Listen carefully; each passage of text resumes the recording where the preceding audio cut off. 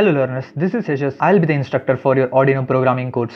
In the previous episode, you have learned how to get started with Autodesk Tinkercad, which is one of the best platforms for online simulation. If you don't have any Arduino boards with you, I suggest you to use that. With the flow, I'll teach you how to use Tinkercad for serial communication as well. Now just don't worry, I'll brief you everything to know what is the difference between serial communication and parallel communication. Let me open the PPT first. Just assume that you have one system that has a source that has 8 bits of information. Just don't consider it as bits. Think that you have 8 different informations, and opposite to that there is another system which is destination. Now to perform a successful communication, it requires 8 mediums. To be more technical, it requires 8 wires to transmit 8 different informations or 8 bits of data.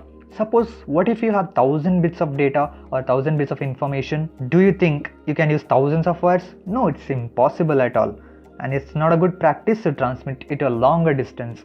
This method is called parallel communication. Parallel communication may be successful for shorter distance, but for longer distance, we prefer a different type of communication. That's where our serial communication comes into picture. With the help of one wire, you can just transmit n bits of data. One of the famous serial communication protocol is UART, which stands for Universal Asynchronous Transmitter Receiver, and there are lots of such. One example for such is I2C. With the help of 2 wires, you can even transmit or receive n bits of data, n informations.